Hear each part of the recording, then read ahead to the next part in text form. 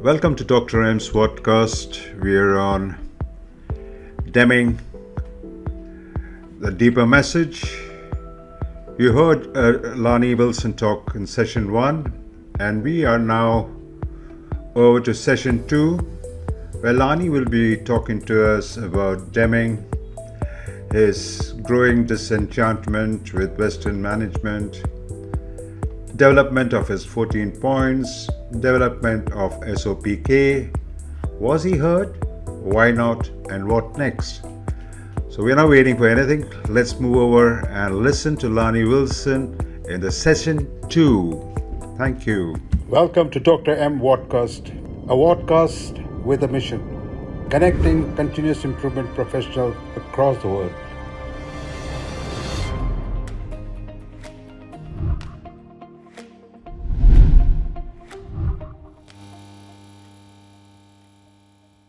Lonnie Wilson, you're in El Paso and I'm in Mumbai, and you're back on Deming, or the title was Deming, Deeper Thoughts? Yes. So we did the session 1 or the part 1, and I got a lot of questions on that, which I'm going to ask you after the second session or the second part, because there's so much of unknown things to me that you told us in the session 1, part 1, we can call it whatever. But there's so much of narration that we did not know much about it. At least I did not know much about it. I'm studying Deming and I got stopped at day 7 and I've not moved further because of my ear problem. So that being said, we go ahead in part 2, and I would love you to hear the entire thing. So I won't disrupt you in this second part as I didn't in your first part or the first section, so that your flow is good and so I can absorb what you're saying and then come back to you with 10 minutes of clarification. I have no questions to ask you because you know everything. Certainly. I just clarify in my mind. So here we go, and over to you. You can share your screen, Lonnie. Okay, very good. Very good.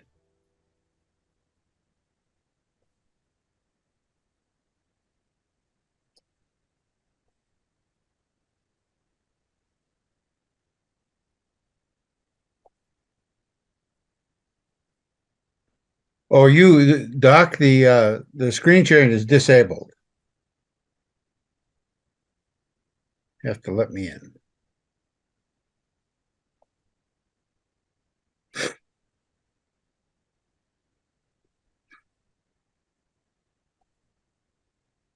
There we go. Yep.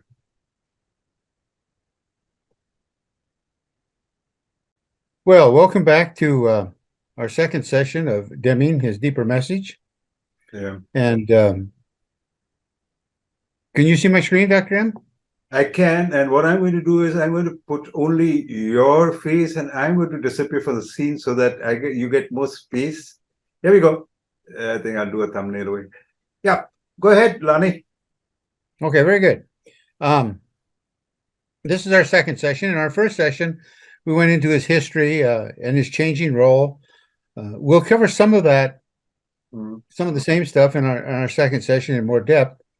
But we left you with his growing disenchantment with Western management, and just before the NBC white paper, "If Japan can, why can't we?" So that's where we'll take up the story of Dr. Deming in this session. In session 2, we'll cover his development of his 14 points, his 14 obligations of management that provided the crux of his book, the Out of the Crisis.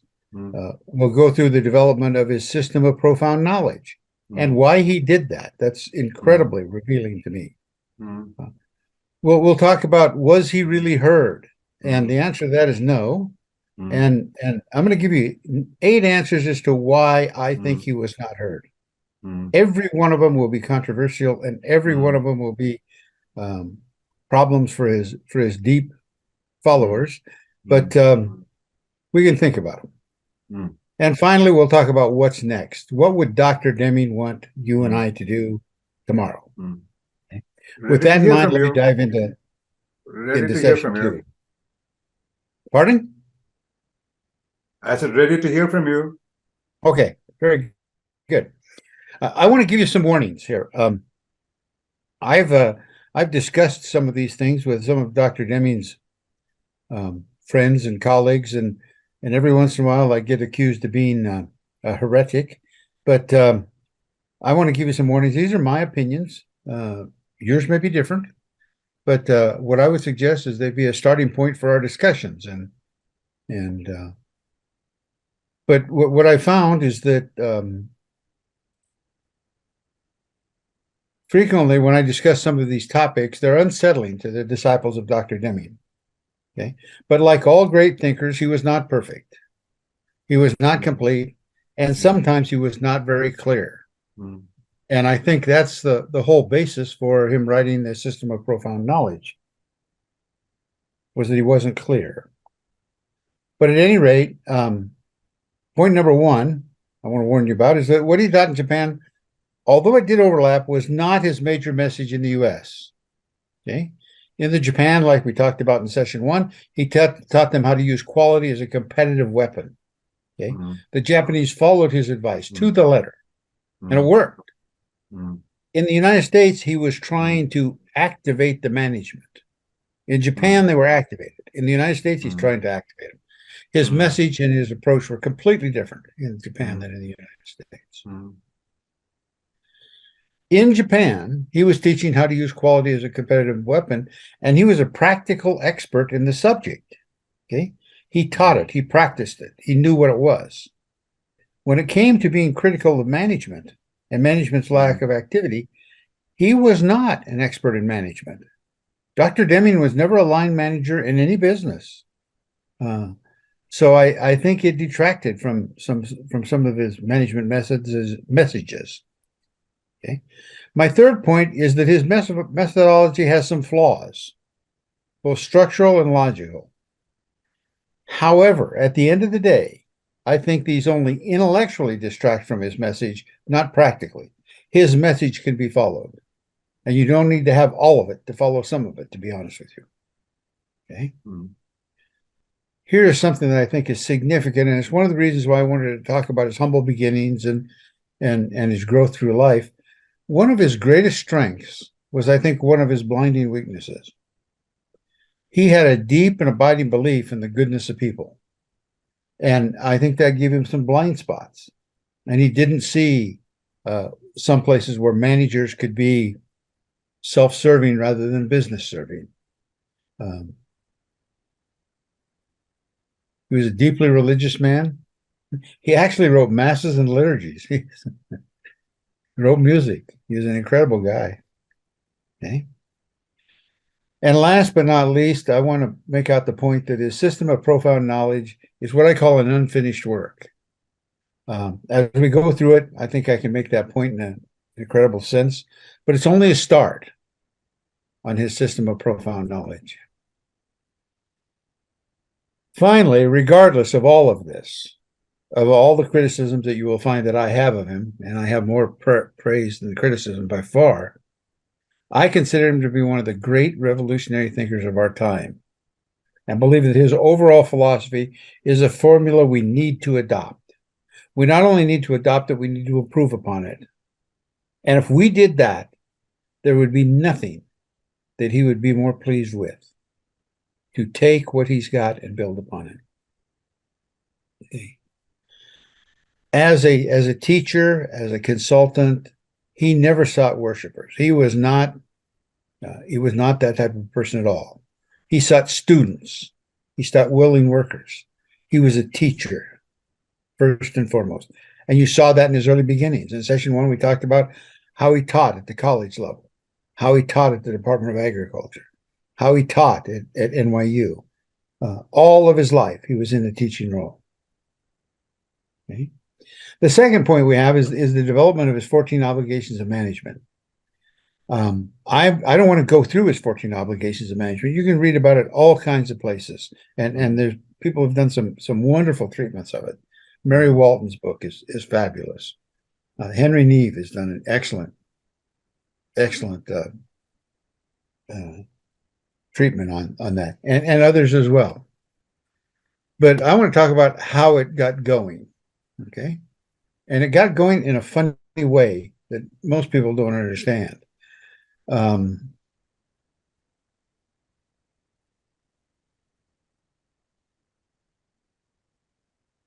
But to develop his 14 points, it really all started with a 1980 white paper, "If Japan can, why can't we?" That vaults Dr. Deming to instant prominence. Okay. In 1981, he prepared a 2-day seminar to 525 people. It was in Silicon Valley. It was sponsored by HP. There were other digital companies there besides HP. And the title was "Productivity Goes Up with Quality." Okay. And in it, he encapsulated his work in Japan and subsequent efforts in Japan after Japan. Okay. Bill Moore was a senior Hewlett-Packard manager, and he summarized his presentation in 10 points. So Bill Moore took this presentation and summarized it in 10 points and then shared it with Dr. Deming. Okay. Dr. Deming added 4 more points, and this is where the 14 points were born. They started with the presentation that he had made. Okay.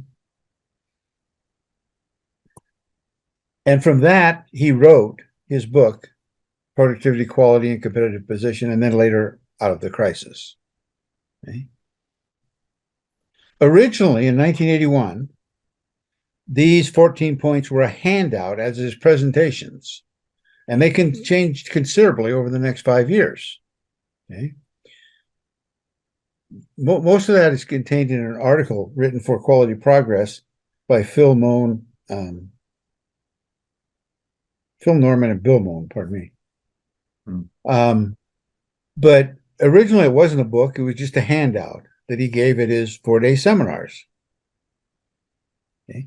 He had started, if you recall, he'd started his seminars in 1980. Okay. And then he made this presentation to HP, and then he gave this handout to people. Okay. Then in 1982, the handout had changed and matured and been added to, and he published "Quality, Productivity, and Competitive Position" in paperback format.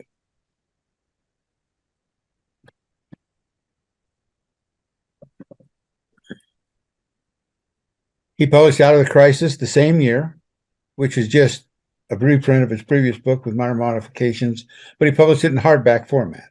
Okay. That was the book that I got. Okay. I later bought his book, "Quality, Productivity, and Competitive Position." But here's the evolution of his 14 points. Okay. And you can see on the left-hand side is his 1982 handout. And on the right-hand side is the same points that he published in "Out of Crisis" by the time it had been modified in 1986. Okay. And if you glance at them, you can see that they're fairly similar, but some of them are almost the same. Like point 3 originally was "Eliminate dependence on mass inspection for quality." And by the time he had modified it in 86, it just said "Cease dependence on mass inspection." Okay. And of course, he elaborates on those points. Other points changed, maybe not substantially, but in a way that a lot of people didn't like, to be honest with you. Okay. For example, point number 5 originally was "Use statistical techniques to identify the 2 sources of waste: system, 85%, and local faults, 15%. Constantly strive to reduce this waste." If you see that 85 and 15, and you read it about it in "Out of the Crisis," he says it's 94 and 6. Okay. But his point is not that it's 94 and 6 or 85 and 10. His point is that most of the problems are system problems. They're not local problems. They're not related to the people. They're related to the people doing the work. They're related to the system that's telling the people what to do. Okay. But in "Out of the Crisis," he just says "improve constantly and forever the system of production and service." Okay. And a lot of people say, well, what he said originally is more helpful. How are we supposed to find this waste? He says to use statistical techniques, where later he just says improve. Okay. Let me go back a second here. I also meant to highlight point number 8. I just forgot to put a box around it. Mhm. But in his original handout, he said, reduce fear throughout the organization by encouraging open two-way communication. Okay. So there's a mechanism on how to reduce fear. But in 1986, he just said, drive out fear. There's a lot of people who said he was more descriptive in his earlier writings. Mhm. Now, of course, drive out fear in his book is elaborated upon, but still, there's a lot of people who think that his 82 points were more helpful than how he described them in 86. But that's how his 14 points came about. Okay, and his 7 deadly sins were a similar mechanism. Okay, now we fast forward a few years and we go to what his final move to what I call people-centric management. And I think this is his deeper message. This is what he was talking about all along. Okay, this is what he wanted. Deming was a people person. And his final move to people-centric management was the development of a system of profound knowledge and writing of his book, The New Economics. Okay. Now I want to digress a little bit from the development of his book and ask a couple of questions. Okay? These are questions that people don't ask very often. But why did he write this book? Why do you suppose he wrote this book? And why now? You got to remember, he wrote this book in 1992. He died in 1993. Well, he clearly had a passion, and he clearly had a mission, and he clearly had a focus. Okay? But why this book? Okay. As I alluded to earlier in his interview with Priscilla Presley, she made it a point to dig out this frustration in Dr. Deming. He's extremely frustrated and desperate in his words. Okay. Now, in my opinion, I can't find it written anywhere, but I've talked to enough people that knew Dr. Deming, okay, that he was frustrated because his message is not being absorbed. Now, it's true, his message was not being absorbed. My friend Bill Schirkenbach the other day in our Deming study group said that it frustrates him no end because he said, if you take all of the people who are following a Six Sigma methodology, he said less than 0.5% of those people are following Deming's philosophy. He said if you compare the two philosophies, there's like no comparison. Well, he's a Deming disciple, so he would say that. But I think most people would agree that Deming's philosophy is far broader and more powerful than the Six Sigma message. But regardless, his point was Deming should be better heard. Well, I think Deming was desperate because his message was not being absorbed. At this point, he had been on the circuit for, well, if you talk about 92, for 12 years. Since 1980, he was doing his 4-day seminars. Okay?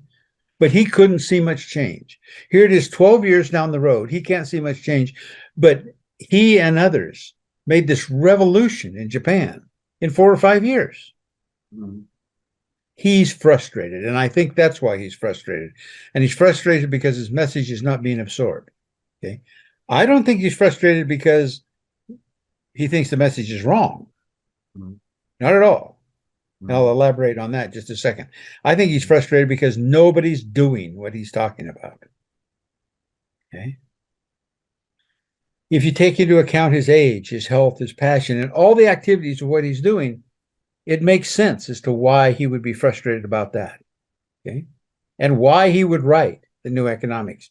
He wanted to get a stronger, better, more clear message out. He modified this book up until his death.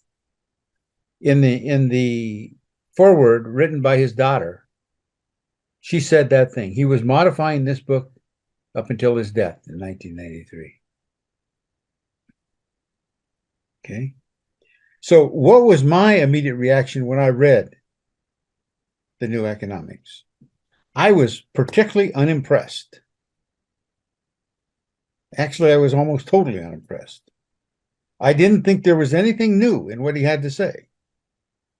Okay. Now, almost nobody shares my opinion. Okay. But I have a strong reason for having my opinion. And that was, I'd ask people, I'd say, well, what new concept did he introduce in the New Economics? And very few people can point to much at all. He talks about over-justification. He has a better description of leadership in the New Economics. But mostly, it's a rehash of what's in Out of the Crisis, but said differently. It's said differently, okay? So maybe it's not that there's nothing new in there. Maybe that's not quite true. Okay? But I will argue that there's very little new conceptually, but his emphasis changed dramatically. Okay, and his emphasis in the words he used changed dramatically, but he didn't put anything new conceptually in there to me because I understood that that's what he was saying the first time when he wrote Out of the Crisis. Not so with others.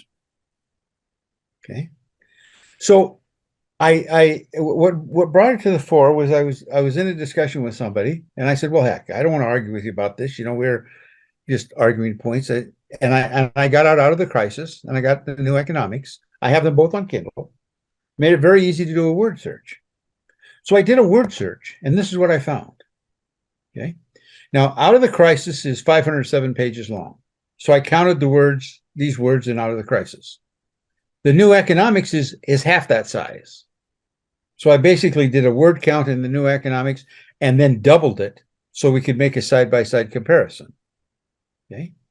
And for example, in Out of the Crisis, he uses the word joy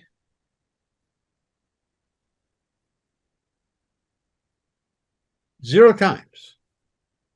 50 times does he use joy.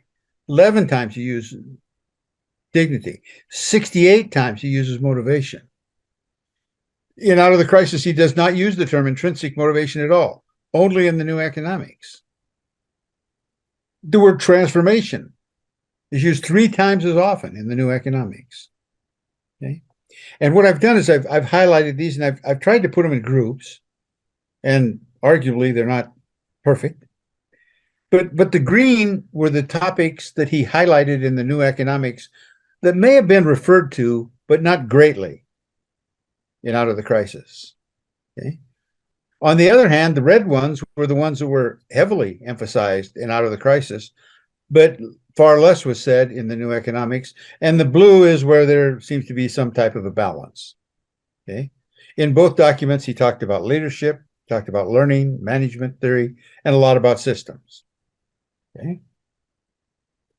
But you can see, if you look at these words in the New Economics, just the word individual is used twice as often. Interdependence is not used at all in Out of the Crisis.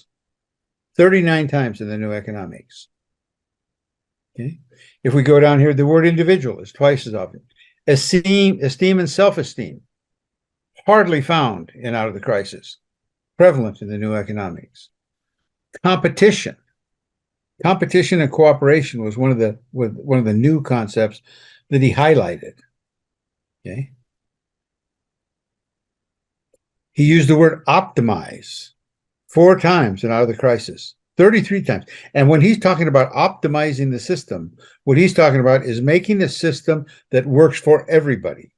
When he's talking about optimizing it, he's not talking about financial optimization. He's talking about people optimization. Optimize it so it works for the suppliers, so it works for the customers, so it works for the employees, so it works for the company itself, so it works for the stockholders.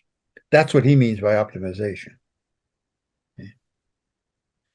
So you can see, to be honest with you, I still find very few new concepts. But what I do find is an emphasis. Okay. He is elaborating more on these points. And I think what he said was, hey, I wrote Out of the Crisis and it didn't connect with people. So I'm going to write this New Economics and see if I can connect better. And clearly the New Economics, the focus as compared to Out of the Crisis is on the individual. And in fact, in more than one Deming video, he said, we have to bring back the individual. That was his theme in his later life. Most of the Deming Library was done after 1990. And that theme came up several times in discussions in the Deming Video Library. The Deming Video Library, by the way, is 33 videos available on deming.org. I don't know if they're available to everybody or if you have to be a member, but it's a for-fee website that has an awful lot of free stuff. You can get almost all of his papers there. But so I think what's the reason for the new economics and why now? I think he's frustrated beyond belief that people are not listening to his message. He's got this message and it will work. It will work, but why aren't people listening? Well, maybe I better explain it better. Okay, so he wrote the New Economics. That's my belief. Okay, but in the development of a system of profound knowledge, how did it come about? Okay, it has a similar path to his 14 obligations of management. It started when he made a presentation to the Institute of Management Sciences in Osaka in 1989. He made a speech, and it was called The Obligations of Management in the New Economic Age. Okay. In it, he had 15 points that he enumerated to the Institute of Management Sciences, and they were these. These were things that management needed to know. Knowledge about the statistical concepts of variation. I'll just touch on a couple of them. 4 is knowledge about interactions of forces in a system. Okay. 5, knowledge about losses due to demanding performance that lies beyond the capability of the system. 10, knowledge about the statistical theory of failure. 11, knowledge about the theory of knowledge. Okay. 12, knowledge of psychology and motivational theory. Okay. He had these 15 points. Okay. That was part of his speech. Okay. Then 3 University of Minnesota professors either heard or got a copy of the speech, and they wrote a paper based on his speech. And he summarized his 15 points, into 4 categories. Okay. And this comes from an article from Ron Moen, who did all the research on it. Okay. And the original categories were cognitive psychology. And if you go through his 15 points, they were 11 and 13. Organizational theory and behavior. And those were points 5, 12, 14, and 15. Statistical theory, points 1, 2, 3, 6, 9, and 10. And systems theory, points 4, 7, and 8. So they took those 15 points and broke them into 4 categories. Okay. They shared that with Dr. Deming, and Dr. Deming revised it. And he changed organizational theory and behavior to psychology. No.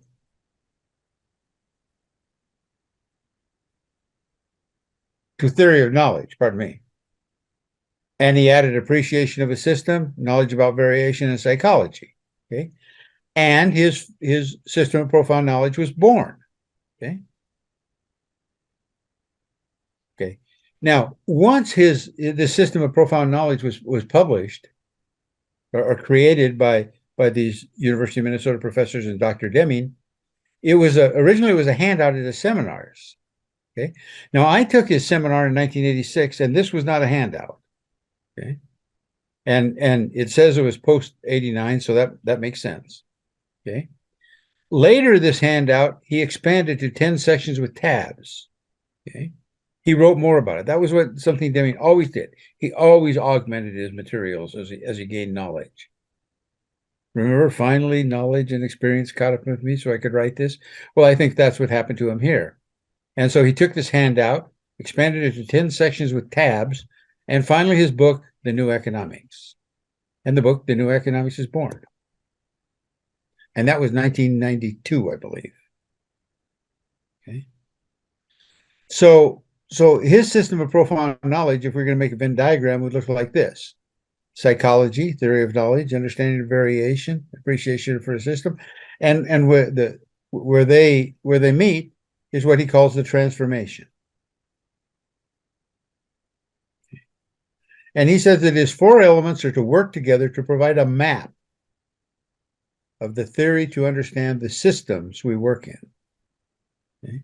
He says you need to understand these things to understand his 14 obligations. Okay. They are multidisciplinary. They're all equally important. They're interactive. They're interdependent knowledge set. Okay. These are his words from his book. They follow naturally as an application of this outside knowledge for transformation from the present style of Western management to one of optimization. What he's saying is besides the 14 obligations of management, you need to have some multidisciplinary knowledge to implement the the science of his 14 obligations of management. Pardon me.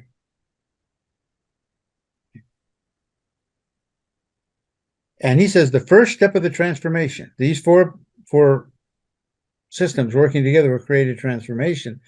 The first step of the transformation is the individual. Remember, bring back the individual.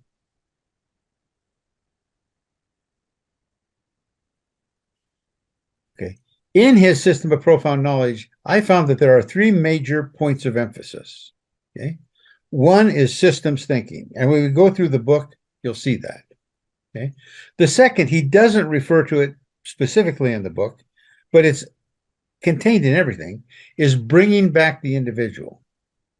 And the third thing that he does in the book, although he talks about it in Out of the Crisis, he has an intense focus on getting out of the world of competition and getting into the world of cooperation. He has scathing statements about the dangers that come about by competition. Now, the truth is, none of that is new. Most of it Deming talked about in some regard, but what he did in the system of profound knowledge really was elaborate on it.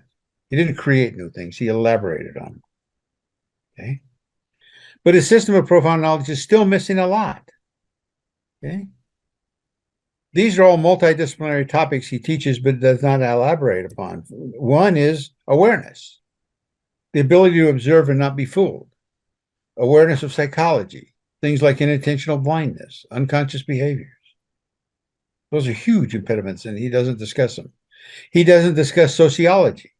That's the interaction of people. He talks about group behavior. There's problems with cross-functional management.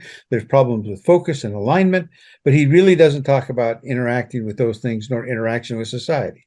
Okay? He doesn't really talk about sociology. He talks about psychology a little bit, but not sociology. Okay?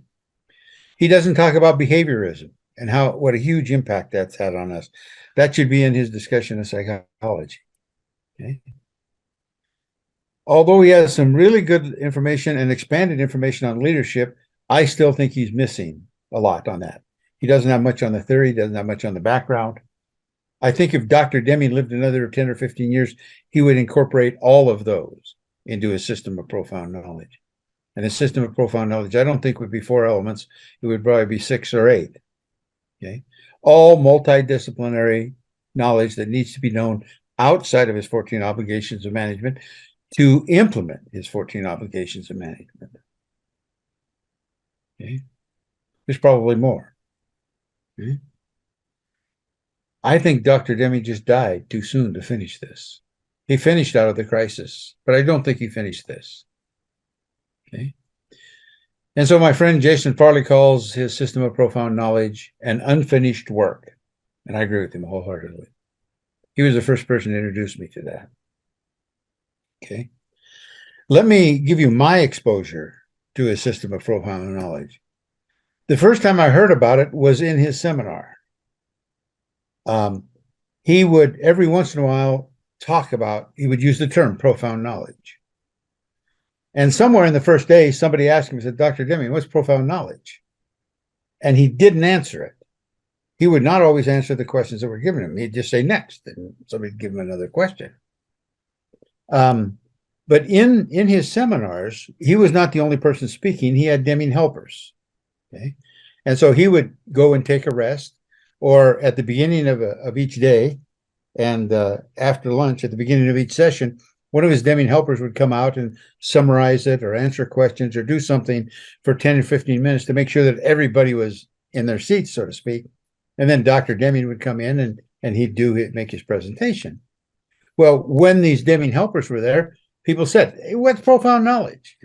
And nobody can answer it. Now, this is 1986. Okay. Finally, the fourth day, somebody said, Dr. Deming, we've asked several times, we've asked this helper, we've asked that helper. What is profound knowledge? And his answer was, it's what you're learning in this workshop. So in 1986, he didn't have a very good answer for what was profound knowledge. And that didn't satisfy anybody. Okay? When I read the New Economics, of course, it explains his system of profound knowledge. But in the Deming video library, there's a description of his system of profound knowledge in a 1990 video prepared by Lloyd Dobbins. And it had 6 points, not 4 points, 6 points. So his system of profound knowledge was not matured in 86 or even 1990. In his book, The New Economics, actually it has very little about his system of profound knowledge. 1 chapter out of 7, I believe. Okay. There's 1 chapter of 23 pages in a book of 247 pages. Okay. Also in that book, he wrote a separate chapter of 46 pages dedicated to systems thinking. Okay. There was nothing new in his systems thinking. Akoff had written about that years earlier.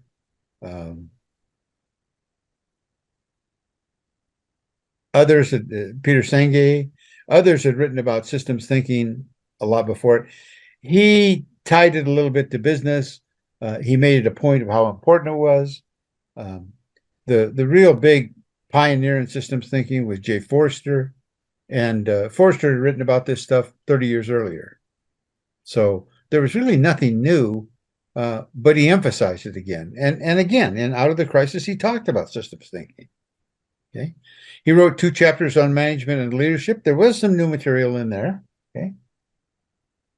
He had 48 pages on chapters 1 and 2 describing our current challenges, which was just what was in Out of the Crisis updated. And he had over 70 pages on material that he discussed that was in Out of the Crisis that he added to the end of the book. And it was almost basically a reprint. The red bead experiment, the funnel experiments, words about Schuhart's control charts, a discussion on variation. All of that made the book 247 pages, but it didn't add any new material. There's very little new here. And in those last 70 pages, he really didn't do much to connect it to a system of profound knowledge. So to be honest with you, I was not very impressed with the book. There's good material in it, make no mistake about it. Most people learn a lot, they tell me. I, however, did not learn a great deal from it. But he introduced his concept and he got it going. Let me put it that way. Okay. And as my colleague Jason Farley says, the system of profound knowledge is an unfinished concept, an unfinished work. Okay. Now the third bullet point we have for this session is, was his message heard? Has he been heard? Okay. And the answer to that is no. Okay. Not at all. There were some successes using his 14 points, particularly back in the 80s and the 90s. Okay. There's always a story about Nashua Corporation. There's some great stuff about Ford. There's some great stuff about General Motors. He did some other stuff. He did a lot of work in the world of transportation. And there's some stories. Peter Schultes elaborates a couple of points about the city of Hartford, Connecticut. Mary Walton talks about some examples. Okay. And there's some examples in Deming.org. But compared to what's possible, these stories are minuscule. Okay. Unfortunately, and in my opinion, there are not as many as there should be. His message is pure gold. It's pure gold. I've heard people say they didn't want to do this or they didn't want to do that, but almost nobody can argue with him. I consider him to be the most quoted and least followed guy on the planet. Okay. Almost always, if you read on LinkedIn, some people, well, Dr. Deming said, he's what I call the chief source of credibility by association. Okay. Everybody believes in what he says, but almost nobody does it. Okay. But Deming had problems in his presentations. Okay. First was getting heard. We'd never heard of him except for if Japan can, why can't we? If that white paper hadn't been made. Okay. He had problems getting his message understood and implemented, and we'll talk more about that in a minute. Okay. The well-documented successes had one thing in common. Either Deming himself or one of his close disciples was directly involved with the C-suite where they were trying to make the improvement. Some of his disciples included William Schirkenbach, Peter Schultes, Brian Joyner, Joyce Orsini. There's half a dozen of those close disciples. Okay. And what I conclude from that was his message needed an interpreter. It needed an application bridge to bring it to the reality where managers could use it. They couldn't pick up his book and use it. They could pick up Drucker's book and use it. They could pick up McGregor's book and use it. They could pick up the writings of Ishikawa and use it, but they could not pick up Deming's book and use it. Well, I don't know if they could not or they did not or didn't want to, but they didn't. Okay. What did others have to say about Deming? One of his good friends was a guy named Bill Cooper, and Bill Cooper attended one of his very first classes in San Diego and became a Deming helper. I forget. I think Bill said he attended 47 Deming's workshops. And after the workshops, frequently they would have a training session. In his earlier workshops, there were 20, 50, 70 people. In his later workshops, there were 700, 800, 1,000. Okay? But when they had the smaller groups, they would have some work in the evenings, and very often they would have what was called a roundtable discussion. Okay, and Bill Cooper moderated several of those roundtable discussions. Well, in June of 2017, Deming organization interviewed Bill, and the interview is long. It's worth seeing. It's on the Deming website. You can get it for nothing. It's incredible stuff. But the moderator asked Bill, and he says, "Okay, well, Bill, after all this, are we making a difference? Have we made a dent in what's happening in manufacturing?" This is 2017. Okay? Deming has passed away 23 years ago. Okay? And his answer was one word: no. No, we haven't made a difference. Phil Monroe also participated in several Deming seminars. I don't know how many, but Phil is in my Deming study group. And there's a podcast on Deming.org where they interviewed Phil. And Phil was asked, are we on again, this is near the end of the interview or the end of the interview. He says, Phil, are we on a good path? Have companies learned Dr. Deming's philosophy? Are we making progress? Phil's response was, I think we are going backwards. So are we making an impact with Dr. Deming? There's not much data in terms of transformations that show it. And two of his huge allies just basically say, no, we're not. To me, that's sad beyond belief. He's got tons of answers. So why was his message not heard and not implemented? Okay. I'm going to take the point that his message is pure gold. Anybody wants to argue with me about his message, I'll argue. Okay. But I'm not naive enough to believe that it was all complete. I think there's some completeness that's lacking in what he had to say, which may not be very surprising considering he was never a first-line manager. And he's talking about management.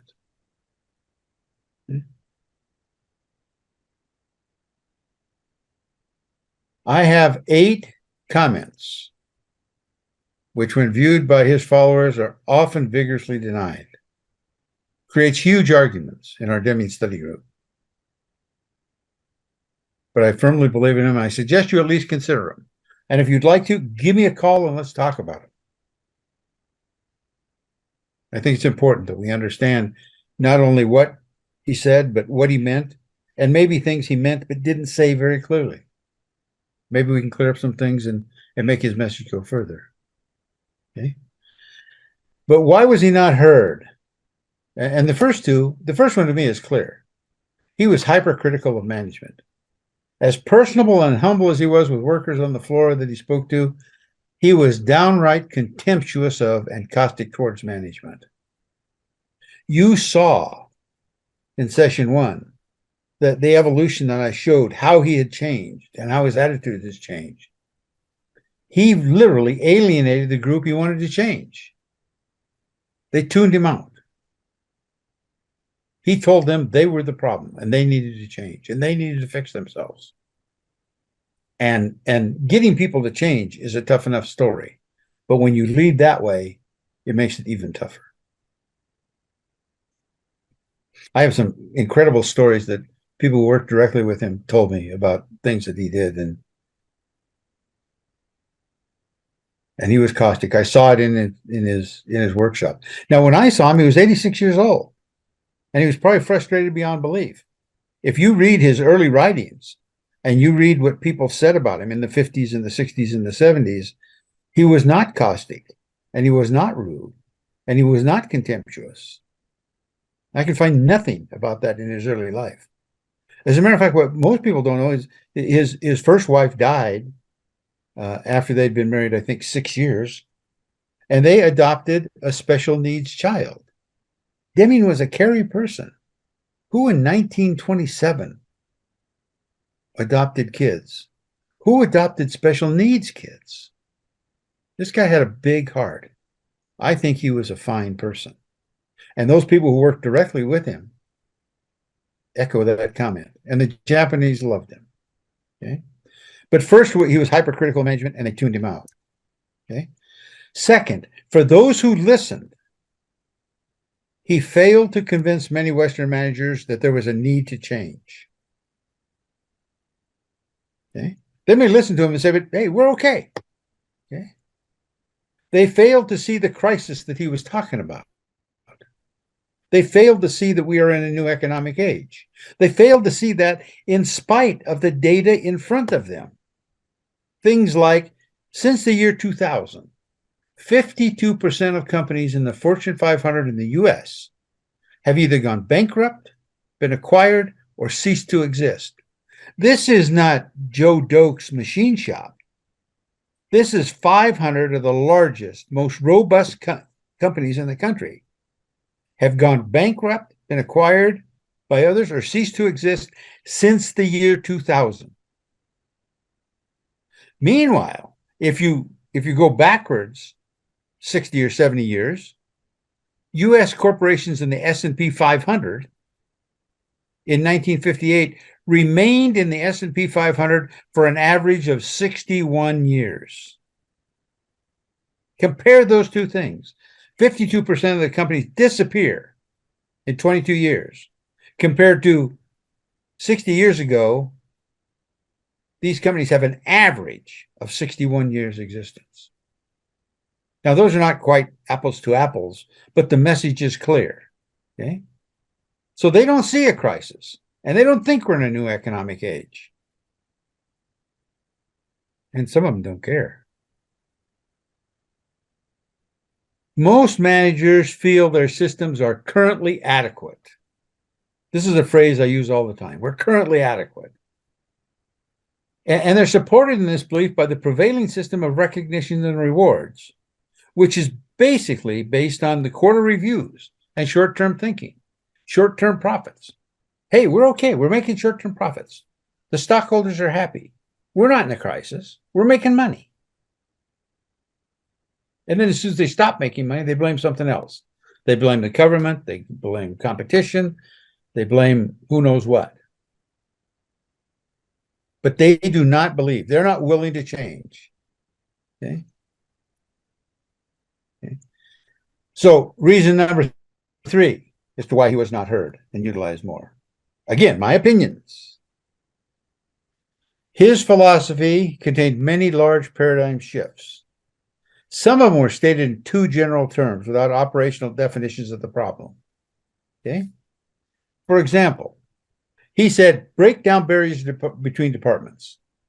Okay, how do you do that? How do you break down barriers to departments? Every manager wants his departments to work together.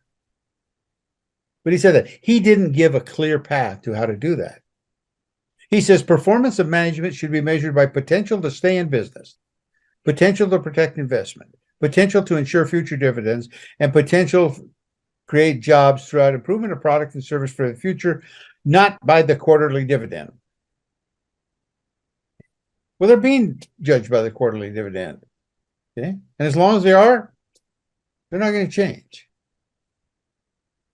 He used terms like Western management must awaken. Okay. What does that mean to all those who already think they're wide awake and working cooperatively to stay competitive? Those terms just fall off the managers like water off a duck's back. Okay. Fourth reason, there are things that Deming required managers to do which they do not wish to do, even if he could get them to listen to him. Now he's asking them to do things they don't want to do. Leaders must serve the system and those in the system. Most leaders think the system is there to serve them. Okay. Leaders must improve their awareness of the people, the processes, and especially themselves. Well, if the old quarter dividend is going good and the spreadsheets look good, why do I need to improve my awareness of the people? Some simple things like going to the Gemba. Those are revolutionary in Western thinking. Nowadays, you hear a lot about it. You hear a lot more than you see. Okay. A third thing they don't want to do is to continue to learn in a multidisciplinary fashion. How many managers are learning about psychology? How many managers are learning about system dynamics? How many managers study the theory of knowledge? How many managers are learning variation, can fill out a Schuhart control chart? Those were all things that Deming's managers in Japan could do. Some of them he didn't need to teach them. Some of them they knew. Okay? They don't want to apply this knowledge in their work. Okay? And also, most of them don't want to become teachers. They want to hire somebody else to teach. They want to do. They want to interact with their computers, their spreadsheets, their annual reports. The people teaching and learning, those are something they don't want to do. Few managers want to continuously change their system. As a matter of fact, they don't want to change it. It's working. Leave it alone. We're currently adequate. And the concept of changing so that you're going to be better tomorrow and better prepared to compete is not part of their typical thinking. These are things that managers do not want to do. Now, not all managers, but a lot. And I would say most don't want to continually change their systems. Managers do not want to accept the responsibility for the entire management system. If things don't work, it's somebody else's problem. It's out there. It's the government. It's taxes. It's the competition. It's import quotas. It's who knows what. But it's their system, and they don't want to own it. They don't want to replace competition with cooperation. Man, that is a dynamite topic, and I'd like to talk about it more.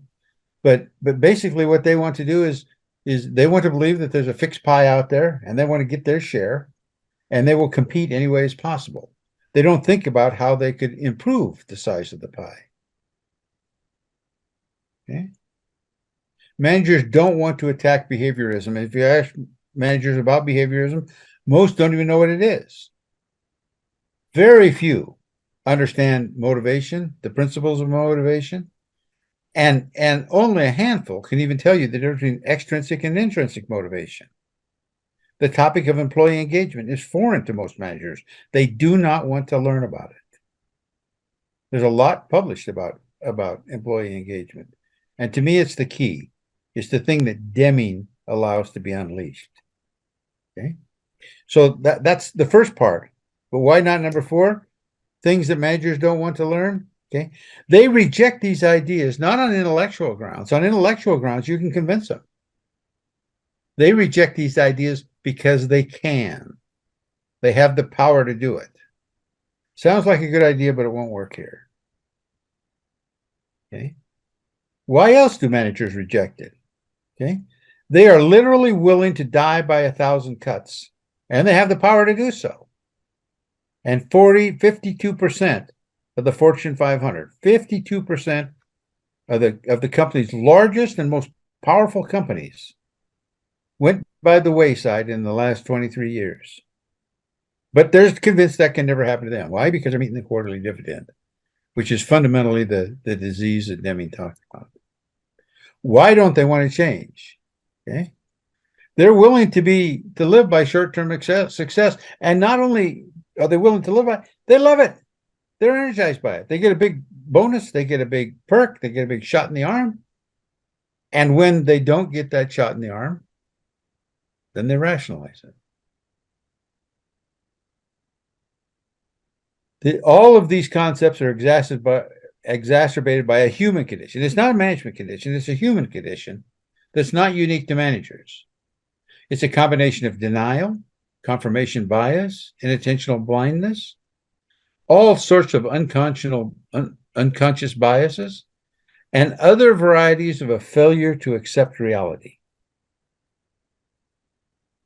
The numbers really don't make much difference to them. They're different. Okay? So they're not willing to change.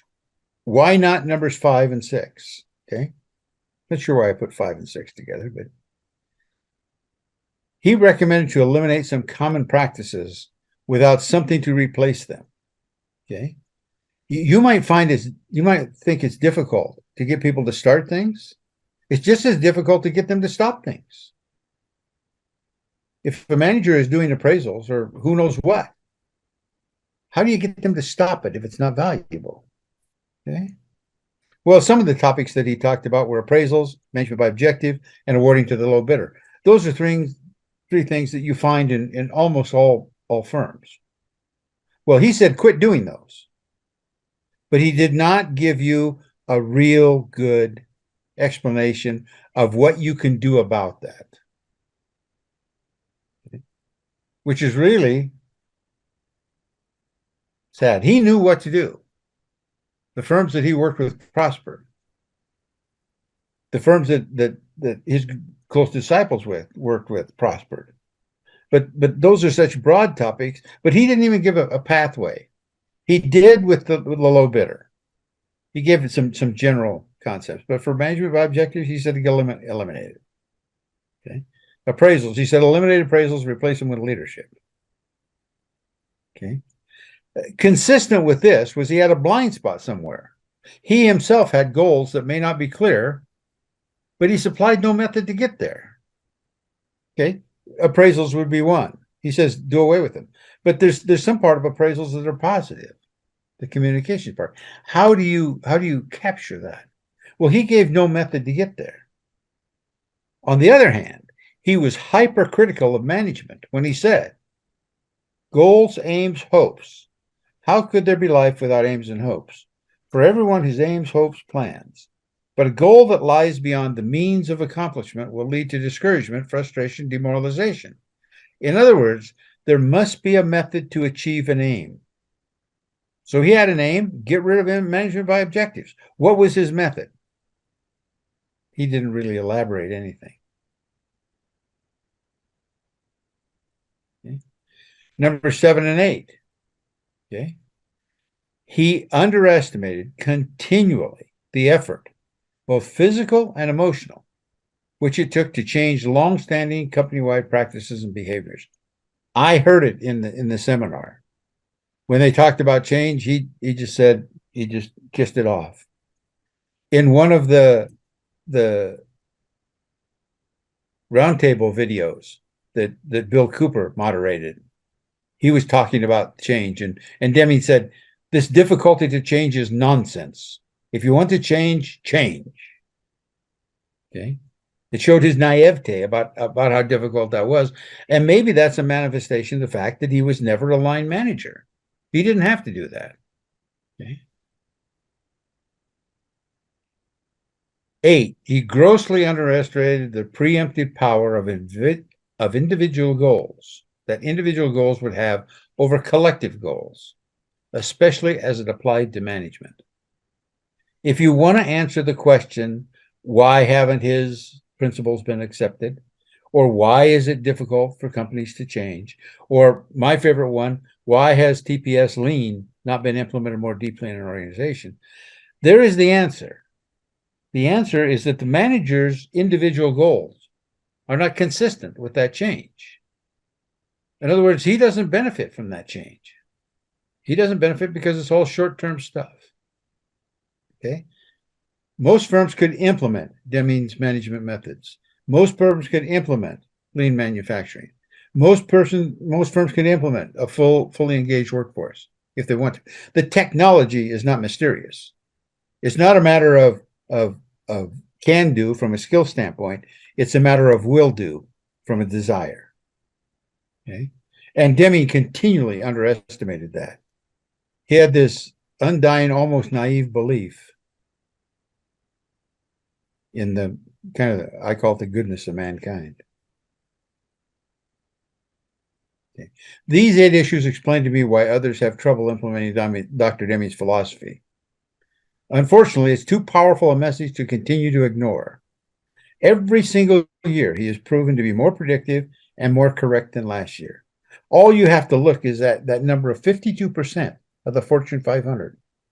They went by the wayside, mostly because of what he said. Or they do what he said. Let me put it that way. Okay. So why were they not? Let me give you some final thoughts. Okay. There is always a gap that exists between theory of Dr. Deming's 14 obligations of management and applications on the factory floor. Applications in the executive meeting room and applications in the boardroom. The understanding of how to bridge the gap is only learned in a concrete sense by doing it. Ono said the same thing. The only way you learn the TPS is to do it. It's significant that Dr. Deming was never in a managerial leadership position in line management. It is my opinion that this lack of experience created some blind spots in his application. I have no qualms about his theory whatsoever. Not one. But his application, I think there is some things to be learned from that. My second point, on the other hand, when he was working with Japan, first and foremost, he had the undying attention of senior management. They came out of the woodwork to listen to him. He taught them techniques in Japan that he himself could use. He understood statistical quality control. So any questions they might happen to have, he could answer them. And he could provide any guidance they needed. He could go to the factory floor and show them how to do it. How to overcome any obstacles they were facing in learning what he did in Japan. With his theory of management, he could not do that in the United States. He couldn't go to the floor and show managers how to manage. I think that hurt him. Now, you can make the same argument about McGregor. You can make the same argument about Drucker. Actually, McGregor was, in fact, a manager, a mid-level manager. His was all about high-level management. But I think that hurt him with some people because of the radical nature of what he was saying. I think if you want to be a good teacher and you want to be a good proponent of the system, it's far better to have done it. He did what he taught the Japanese. He did statistical quality control. He did not manage.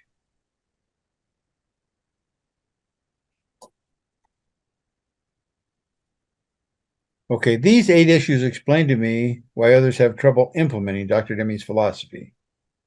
But here's my point. It's too powerful a message to look for excuses. Every year he's proven to be more predictive and more correct than last year.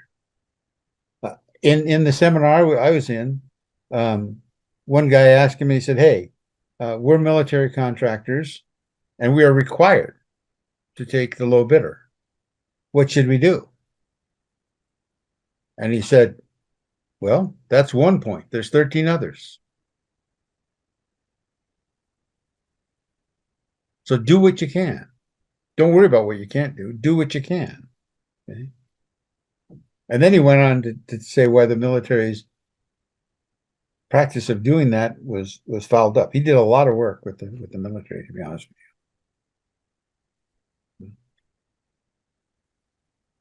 To actualize his principles in the real world, he needed to be involved as a director, or he needed a bridge to translate and interpret his principles in their environment.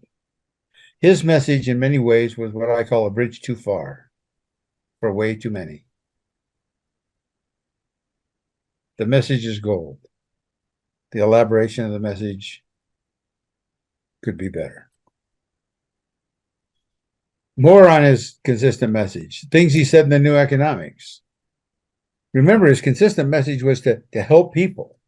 That was his deeper message. He says the most important act that a manager can take is to understand what it is that is important to an individual. Everyone is different from everyone else. All people are motivated to a different degree, extrinsically and intrinsically.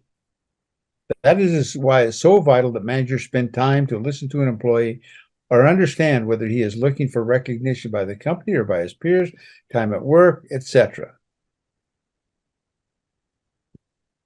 Deming, when he went to a plant and worked with the plant, he would always go to the floor. He frequently had worker meetings, and the managers would be nervous as could be. Okay. In the Deming video library, they showed dozens of meetings where he had with workers of Ford, General Motors, Chrysler, as well as meetings with managers. But he says the most important act that a manager can take is to understand what's important to his people. From the Deming video libraries, he said, one is born with a natural inclination to learn and to be innovative.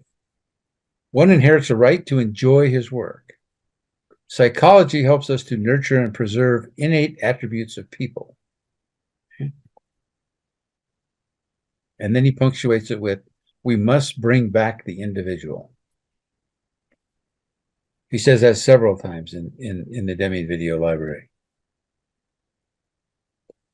Okay, let me give you a historical recap. We've covered an awful lot of ground here, but let me see if I can recap it.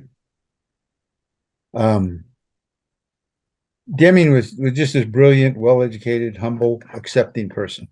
And I don't think all of those served him necessarily well. Humble, certainly did, but accepting, I think he missed some things. I think he gave credit to people that they hadn't earned. Okay. He was recognized worldwide for sampling theory.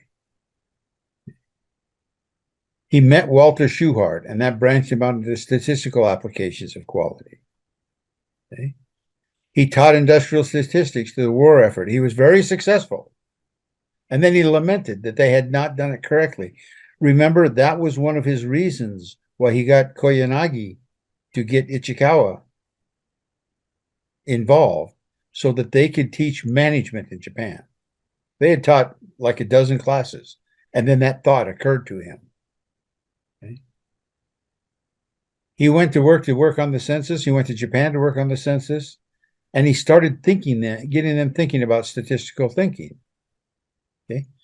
He was immediately accepted, literally revered. Okay. He visited Japan at the request of SCAP and taught them how to improve quality and use it as a competitive weapon. His contribution to their revitalization was massive and immediate. Okay. Now, you need to recognize he was not alone. Others helped him immensely. And as a matter of fact, I wish I could find it. I lost track of which Deming video it was in. But he said, the Japanese would have succeeded without me. He made that point. That is something he said. Now, he gets a ton of credit for it because of the white paper. Okay. And every credit he gets, he's deserving. But others did things as well. Doesn't detract from what he did. But I think there's just others who need to be recognized in that. Others including Truman, MacArthur, the three wise men from the West, Polkinghorne, Saracen, and Protzman. Joseph Duran got the same award that Dr. Deming had, the Second Order of the Sacred Cross. And there were others. Feigenbaum was there. Tons of people went to Japan to help them out. Dozens of engineers from Bell Labs. So the revolution in Japan was not caused by Deming. He was part of it. Okay. And his contribution was significant.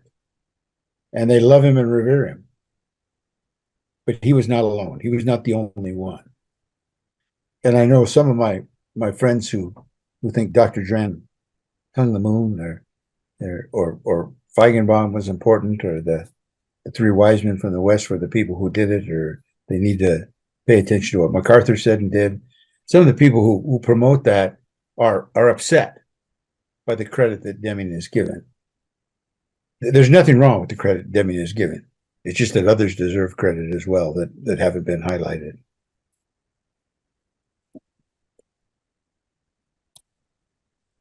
Okay. In Japan, he had the absolute total engagement of top management. Okay. Japan flourished in large part, but not solely, to his teachings.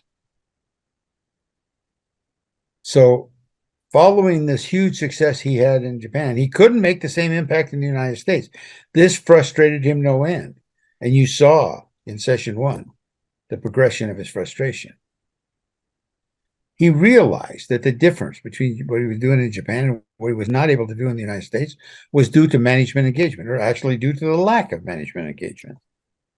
Okay. But if Japan can, why can't we? Gives him instant credibility. He tries to leverage that. He develops his 14 points. He publishes Out of Crisis. Okay. He tries to teach his message. He does these seminars. I don't know how many 4-day sessions he did, but Ron Moan said he attended 91. Ron Moan was one of his helpers.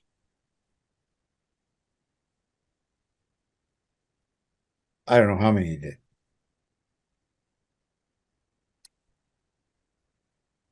He goes on this teaching tour, but it doesn't work well. He has some success, but too little traction for his liking. Again, he gets frustrated. Okay?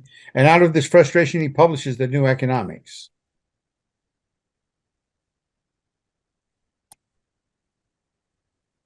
His biggest message and his common message to Japan and to the US was to make a total transformation, and that means everyone wins. I did a study in his book on the word transformation. And literally what he says when you want to optimize a business, optimizing means everybody wins. Okay? The customers win, the stockholders win, the employees win, and the suppliers win. Everybody wins. That's what he means by optimization. And when you hear that, you can understand what he means by cooperation instead of competition. Okay, so what's next? Well, Deming has passed away. His works are there. What should you and I do? Well, me, I'll tell you what I'm doing. I've summarized it here. But you, I think you should study what Dr. Deming said. Read Out of the Crisis. Take these slides, go through them. Give me a call. Any questions you have about Dr. Deming that I can shed light on, I'd be more than glad to. If you want to find out where these articles are that I refer to, give me a buzz. I'll show you directly where they are. You can read what the good doctor did. Study him. Second, practice it. Even if you can't do all of it. I started practicing this in my refinery. I was lucky. I was a senior level manager and I could do a lot, but I couldn't get it beyond my range of control. I couldn't get it outside the refinery. But the stuff we did was phenomenal. People loved it. We had people lining up to join Deming study groups. We had people lining up to join with problem solving that we did based on Peter Schulte's philosophy. Practice it. It works. We made millions with it. We made people happy. People walked away with a smile on their face. Okay? Then perfect it. Get better at it. Study more. PDSA. Okay? Then teach it to others. If you really want to learn what Dr. Deming did, teach what you learned from him. That's where you really learn subject matter. Okay. This should be his legacy. People like you and I picking up where he left off and taking it forward. Okay.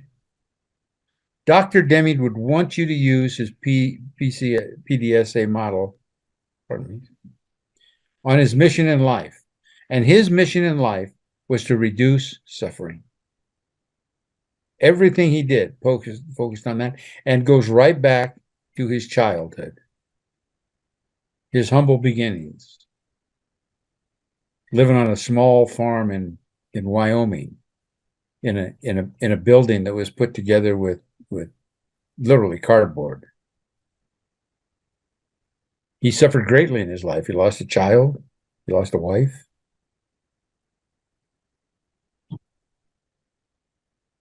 But he persisted. Thank you.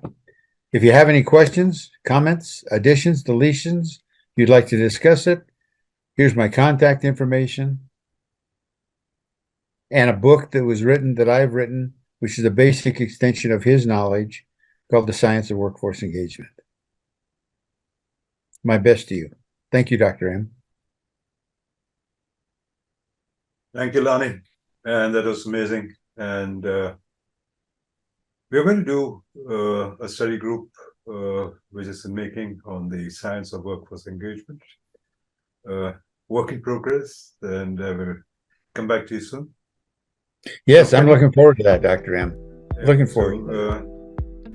That concludes session 2 of Deming His Deeper Message. And Lonnie have given us certain homework. I'm sure you have a lot of questions, so do I, which I'll be talking to him about, and you feel free to talk to him too. I have kept up my commitment, and based on his book, The Science of Workforce Engagement, we have launched in India Dr. M Study Circle, 1 day per week, every Saturday for 11 weeks. We are starting that on the 27th of May 2023. We are also proposing start a similar study circle for Middle East. So please enroll yourself, whoever is listening to that. This is for Middle East time zone, people who are living in that Middle East time zone. I hope you enjoyed Lonnie's, and please give your comments in Dr. M's YouTube channel and his LinkedIn page. Thank you very much, and see you soon.